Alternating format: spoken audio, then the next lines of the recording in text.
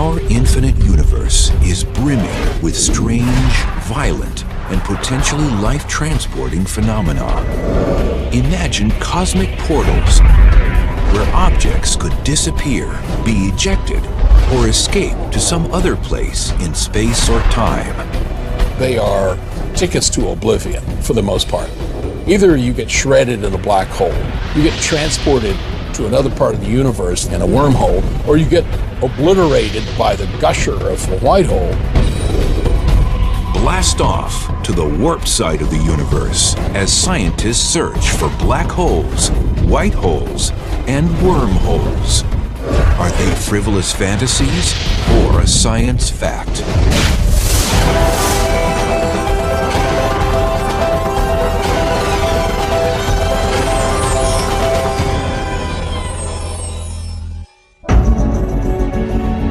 The universe is a cosmic cornucopia of endless possibilities. Imagine a shuttle service to anywhere in the cosmos. It's not aboard a futuristic spaceship.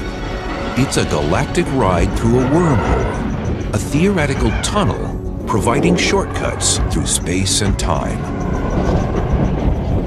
Wormholes are a little bit like a subway system that you might use in the city, where you're going into a hole, you go through a tunnel, and then you come out at the other end through another hole, and then you've traveled through the city. Same thing would be possible in a wormhole to travel between different points in the universe. Physicist Clifford Johnson has contemplated the possibility of wormholes. The difference between a wormhole and a subway system is that you're using the wormhole to travel a greater distance than you would if you were traveling in ordinary space. In theory, a wormhole has a throat connected to an entrance and exit called mouths, located in different parts of space. A wormhole is appealing because we're limited by the speed of light. We can't get to the Andromeda Galaxy in less than something like 600,000 years, even moving at the speed of light. I keep wondering if the really next big discovery in astronomy could be a wormhole. Not just because they're fun for people like me, but because they could take us to some place that we can't plausibly ever get any other way. Gregory Benford has pondered the science and fiction of outer space. As both a physicist and author of over 30 sci-fi novels, Benford has witnessed fantastical theories become a reality. A lot of us would like to know if wormholes really exist or whether they're just another mathematical construct thought up by Einstein the genius. Albert Einstein's general relativity laws allow for the existence of wormholes. In 1930, Einstein and his colleague Nathan Rosen calculated the mathematics of one of these intergalactic pipelines. It became known as the Einstein-Rosen bridge. A wormhole is a solution of Einstein's equations for general relativity, telling us how gravity works. They're hypothetical, and what they do is they connect different parts of space and time. The Einstein-Rosen mathematical wormhole arose from studying black holes. A black hole is a region in space of extremely strong gravity. The gravity is so strong that there is no way for objects that get too near to break away from its gravitational pull. Nothing can escape a close encounter with a black hole, not even light. This inverted fountain serves as a visual analogy to what's going on around a black hole. At the bottom is the area inside the event horizon. And the water falling into it is analogous to gas that might fall into a black hole. Imagine yourself being a fish swimming around this region. Once you get down inside this central portion, you're past the point of no return. But Einstein never intended his wormhole as a tool for space travel. His wormhole is theoretically created at some moment of time. It opens up briefly, then pinches off. Anything that tries to pass through it will get crushed when it squeezes apart. A typical wormhole that you write down in your equations and study is unstable. It'll vanish in an incredibly short time. So what you need is some means of holding it open. After Einstein's wormhole was determined unstable in the 1960s, little research was done on the concept. Then, the sci-fi film Contact was released in the late 1990s. Based on the book by renowned astronomer Carl Sagan, it proposed that a wormhole could be used for space travel. The book Contact, and then subsequently the movie, was a nice place in fiction that was accessible to everyone, where you could see the idea of a wormhole. So it was a nice way of getting people interested in that idea all over again. This was kind of a very far-fetched idea that wasn't even considered very seriously by many physicists until Carl Sagan decided to write this book and try to make it as realistic as possible. And since that time, theoretical physicists studying Einstein's general theory of relativity have considered travel through wormholes. Scientists began to investigate whether there might be a type of wormhole different from Einstein's that is traversable. But traversable wormholes needed something to prevent them from pinching off. You want to stabilize the wormhole. You don't want the wormhole to collapse. Keep the wormhole open. That requires something new called negative matter or exotic matter. We've never seen negative matter before. It would have anti-gravitational properties. But one day, if we ever find negative matter, perhaps that's the key to stabilize the wormhole. The idea of a traversable wormhole captivated science fiction enthusiasts. It also reinvigorated the serious study of wormholes within the science community. This transversable wormhole created quite a sensation, because perhaps it is physically possible to one day build a subway system to another galaxy. The term wormhole came from an analogy with an apple. You want to get from one part of the apple to another part. If you're a worm, you can eat your way down into the body of the apple and make a little tunnel and come out the other way, and it's shorter. But unlike a worm moving here on this apple, for a wormhole in our universe, we might not know what dangers lie at the other end of the wormhole. The other end of a wormhole could be connected to a very dangerous part of the universe, with all sorts of exotic phenomena. It might even be in the core of a star. If we ever find a wormhole, and if it's close enough for us to reach, almost certainly we'll first send automated probes through and direct them to come back, maybe even put them on a cable in case something nasty happens to them and they can't return. Physicists do not know of any way that a wormhole might arise naturally in our universe. But can they be made artificially? One possibility that physicists have speculated about that might allow you to construct wormholes would be to blow them up from what's considered to be the fabric of space-time that might actually contain tiny wormholes seething in and out of existence due to the laws of quantum mechanics. Scientists proposed that perhaps traversable wormholes could be sculpted out of quantum foam, a subatomic bubble-like structure that might exist everywhere in the universe, on length scales 1 billion trillion times smaller than the nucleus of an atom. That's how you do it in principle. It's completely unfeasible using any technology that we know of, but it's at least something you might consider. If one could be engineered or located in space, scientists contemplated other possibilities for a wormhole. Could it transport galactic vacationers to different points in time, as well as different places in space? To actually create a time machine or a wormhole machine that would take us to a distant galaxy, you would have to have the physics of an advanced civilization. A civilization perhaps millions of years beyond ours. Time machines have mystified movie audiences for over 50 years.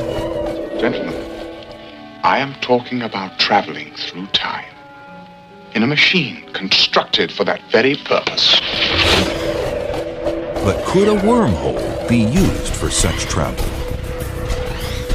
The wormhole may lead to things like being able to go to another galaxy by walking 5 feet through a wormhole, or even going to another time.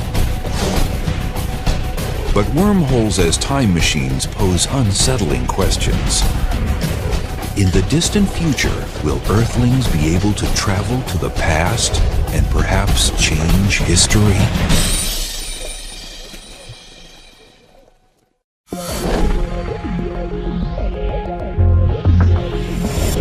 Scientific ideas considered far-fetched today could one day become as acceptable as the fact that the Earth is round. The laws of physics may allow for the existence of wormholes, tunnels providing shortcuts through space as well as time. So could these cosmic subway systems theoretically be engineered into time machines? Einstein's general relativity laws reveal that time travel into the future is possible. They show that time is perceived differently depending on where one is in the universe and how one moves. Objects moving at close to the speed of light age slower than static objects. And objects near a gravitating body age more slowly than objects farther away.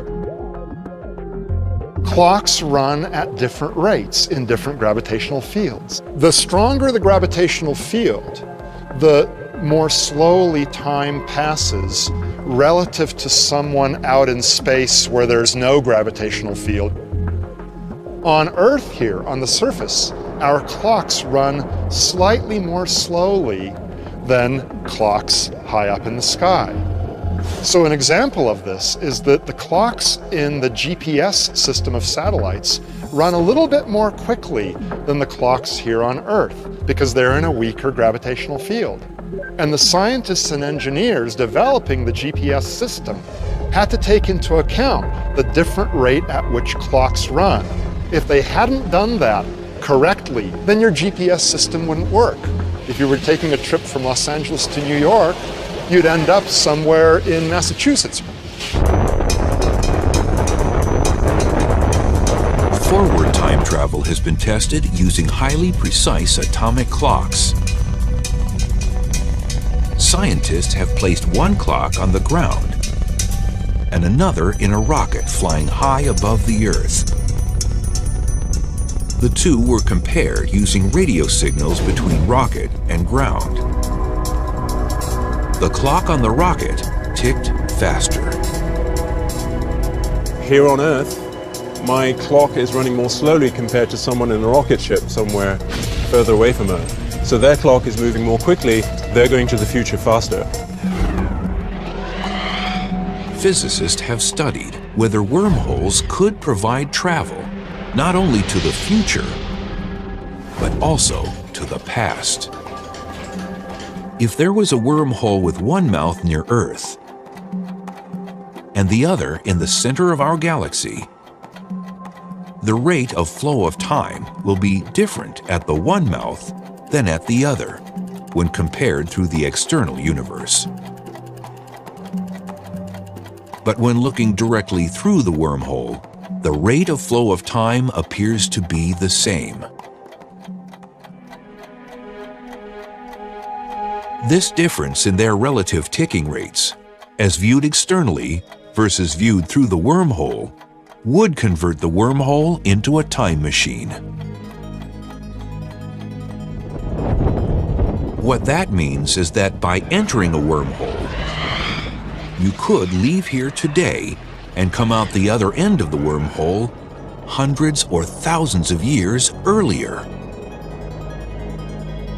The wormhole may lead to things like being able to go to another galaxy, or even going to another time. It's possible you can use a wormhole of a certain kind to actually transport information backward in time, or people backward in time. But backward time travel raises disturbing paradoxes. Could one actually voyage to the past and change history?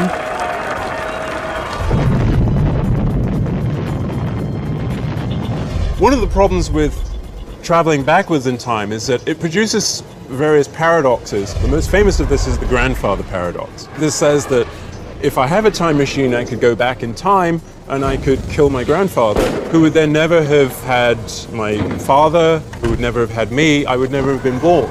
So that means you would never have been able to go back into the past in the first place.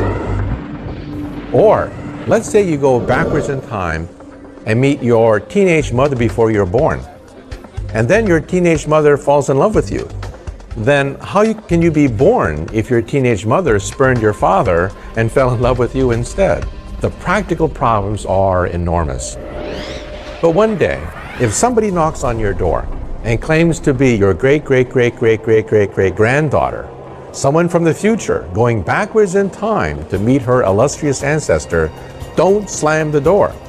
Perhaps in the future, our descendants will have the possibility of time travel, and perhaps one day they may come knocking on your door.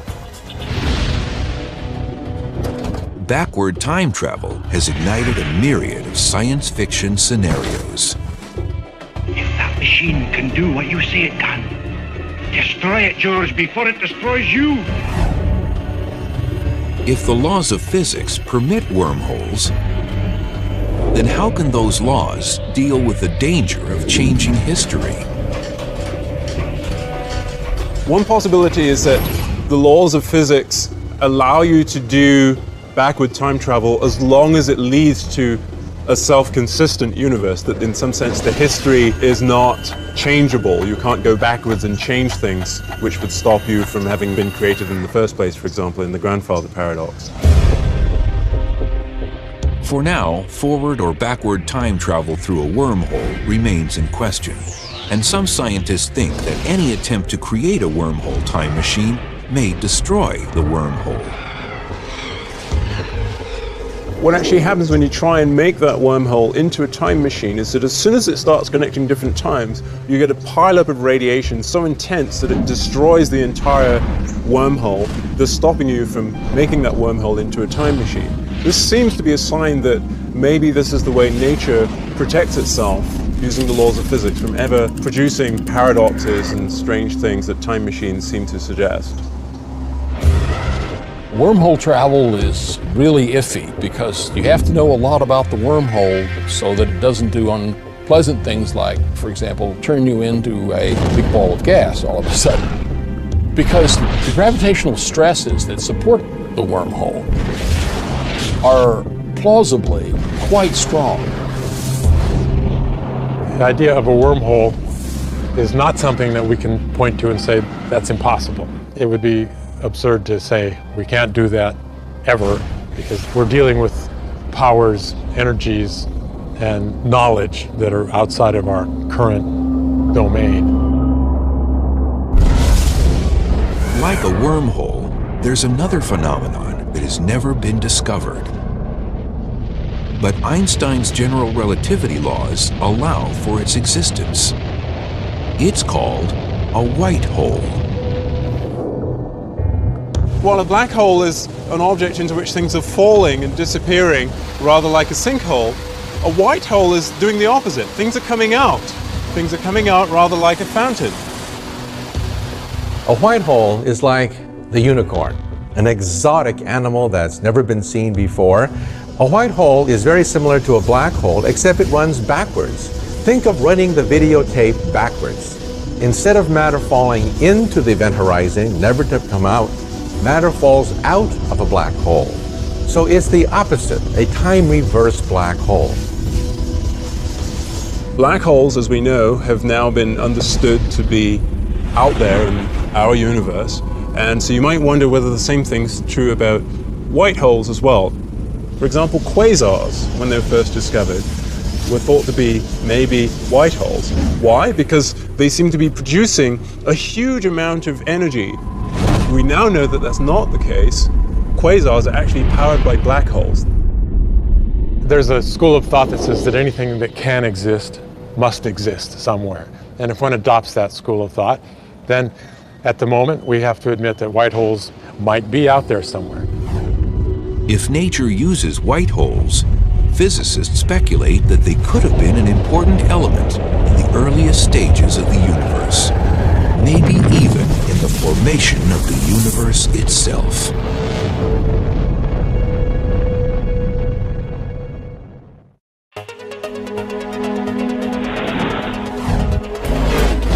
When trying to decode some of the mysteries of the universe, the answers may truly be black and white. The universe began with the Big Bang, an expanding fireball of matter and energy that started compressed as a tiny subatomic point called a singularity. A singularity is a region where gravity is immensely strong. The Big Bang singularity gave rise to the entire universe, which includes space, time, and all the matter that fills it. A similar type of singularity is a white hole, a theoretical object that arises in Einstein's theory of gravity. It's essentially a black hole in reverse, a point of singularity where matter is ejected. Consequently, some scientists have wondered if the universe could have been created from a white hole. One idea to describe the entire universe has been that it's one big white hole in which there's an emergence from some initial singularity. That creative thought is one amongst many for how the universe was seeded and how it began and how the Big Bang emerged. Think about it. A white hole emits matter. It doesn't gobble up matter. But isn't the Big Bang the same thing? That small little quantum dot that expands and spews out matter? So perhaps the white hole could be the story of our universe.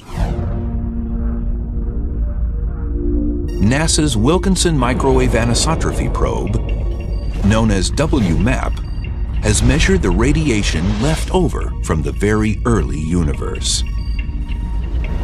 Studies of this cosmic microwave background have confirmed that the universe began with a brief but colossal growth burst called inflation that preceded its regular phase of expansion. So some scientists speculate whether a white hole could have been the instigator of this growth burst. The evidence coming from our space satellites like the WMAP orbiting the Earth right now is consistent with the idea of a multiverse. A multiverse consists of many universes like soap bubbles floating in a bubble bath. In a bubble bath, we have bubbles popping into existence, collapsing back, giving birth to baby soap bubbles. So in other words, Big Bangs could be happening all the time. Perhaps each Big Bang starts with a white hole that then expands rapidly, giving us a baby universe. It's still unproven whether multiple universes exist and whether white holes may have created them.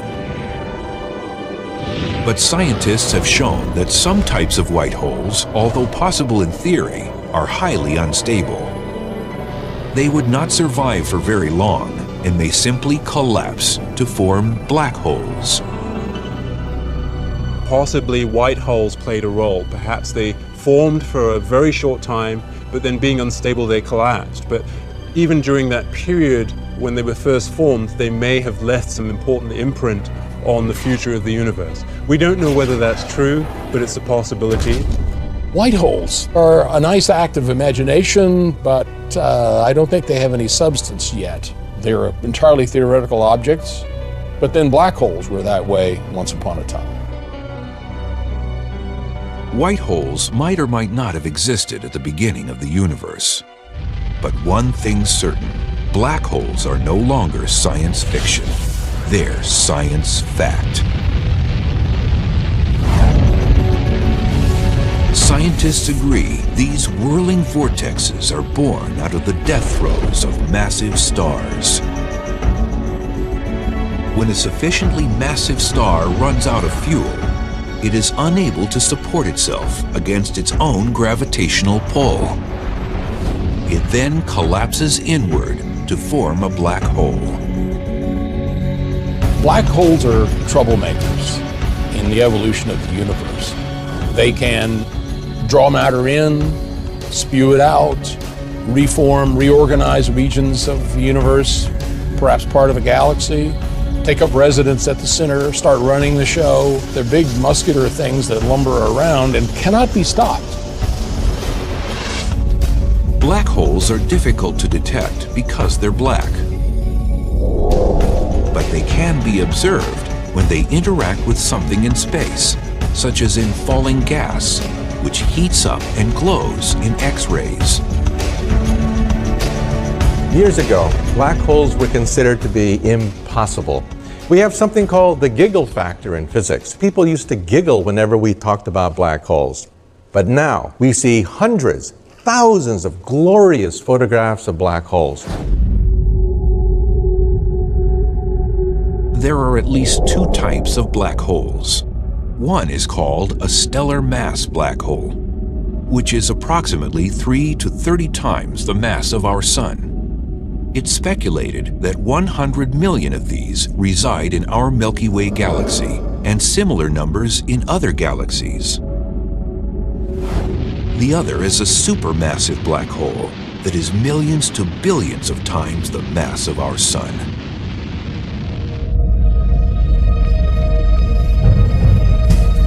It's believed that this humongous monster lives at the center of most every large galaxy. Our own Milky Way galaxy has one. Yet whether they're stellar mass size or supermassive, all black holes are cosmic cannibals. A black hole, in some sense, is like a cosmic roach motel. Everything checks in, but nothing checks out. A trip to a black hole would be fantastic, almost psychedelic. It's like having a near-death experience. As you get even closer to the black hole, tidal forces begin to stretch your body apart so that the top of your body and the bottom of your body experience different gravitational forces, and you become spaghettified. Eventually, even the atoms of your body become noodles and become ripped apart. In the case of a supermassive black hole, the process of spaghettification is somewhat different. The person jumping in wouldn't be spaghettified until passing through the event horizon. And the reason for that is because the tidal forces that would stretch him aren't strong enough until you get closer to the singularity. So the person jumping in would have a few moments of perception that they were inside of a black hole, and they could marvel at that idea before they plunged toward the singularity and then became spaghettified. And if one black hole isn't violent enough, try two black holes dueling for dominance.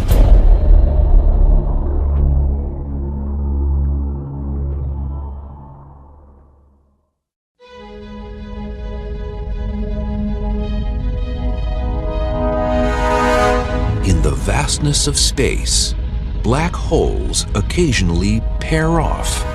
It may appear as though they're engaging in some sort of cosmic courtship. But these unions are anything but harmonious.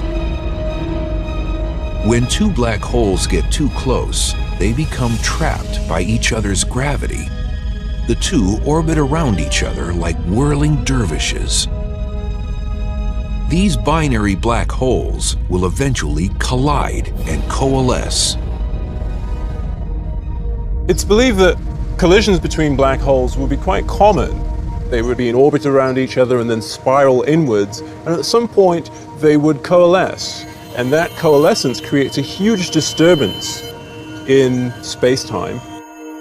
If you have two objects that are bending space a lot around them, and they merge together, then you'll get this ripple, this wave going out, carrying energy with it.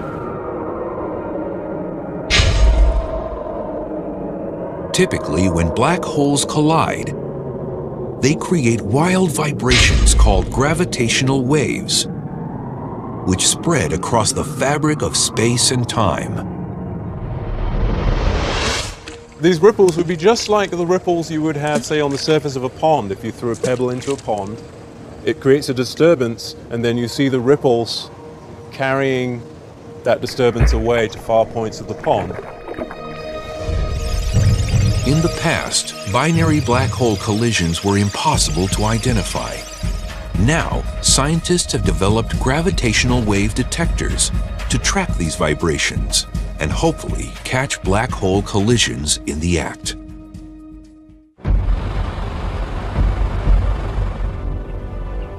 LIGO is a ground-based observatory that's currently searching for gravity waves produced from collisions involving stellar-sized black holes, a few times the mass of our Sun.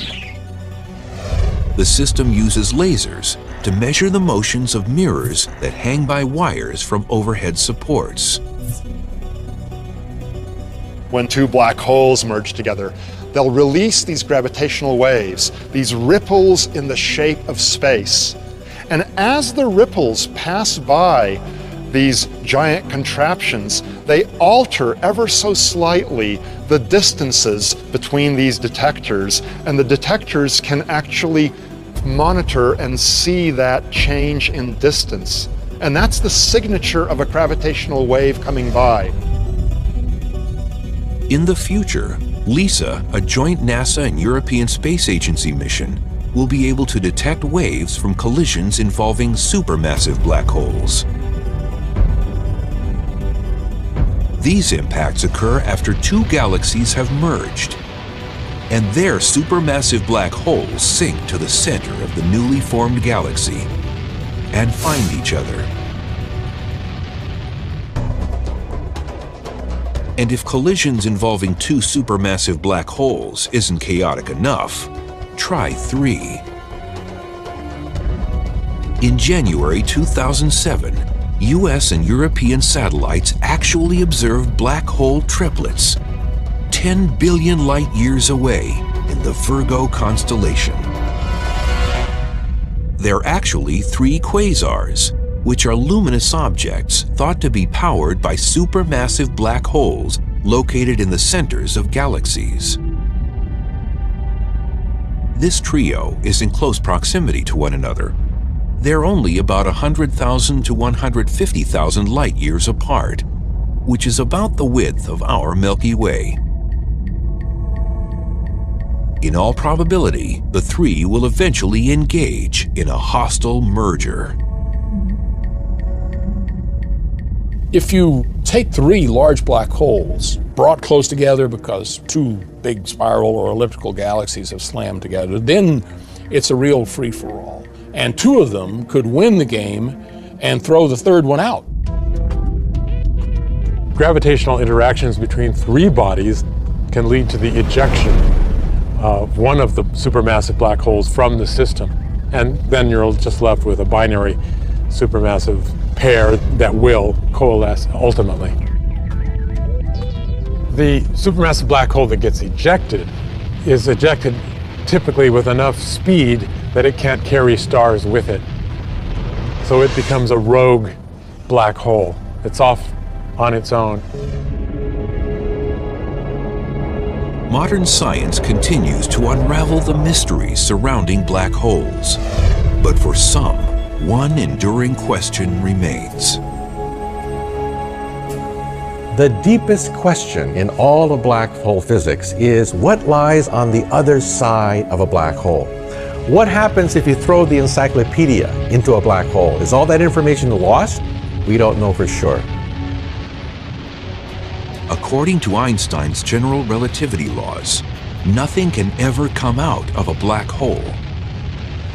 But if a black hole is extremely tiny, the laws of quantum mechanics merge with the laws of general relativity. Quantum mechanics governs the world of the very small, such as electrons, neutrons, and other subatomic particles. General relativity rules the world of the very large, where ordinary gravity is dominant, like planets, stars, and galaxies.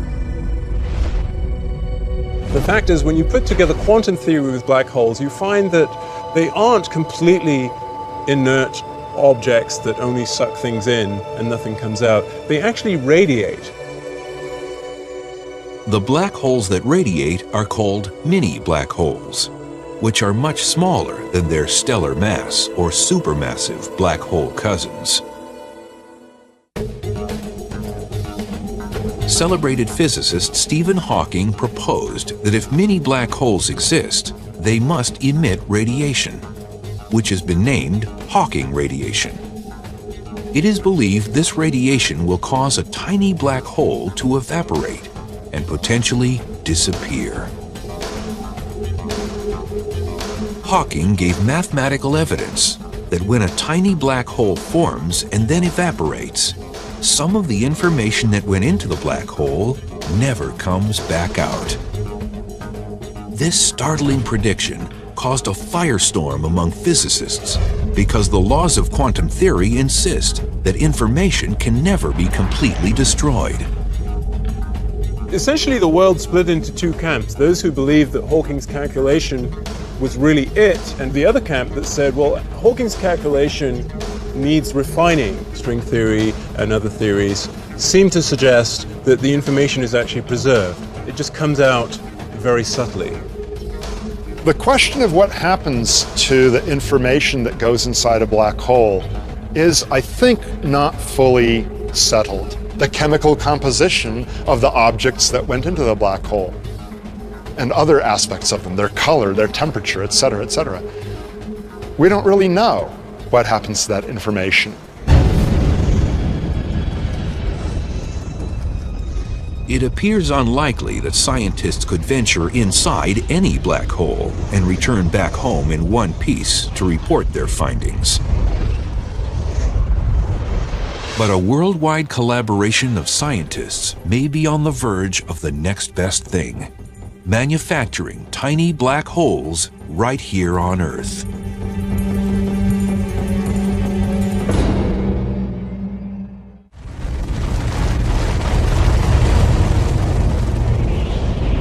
Today, scientists are pushing back the boundaries of cosmic research. If naturally formed black holes aren't scary enough, what about a black hole factory?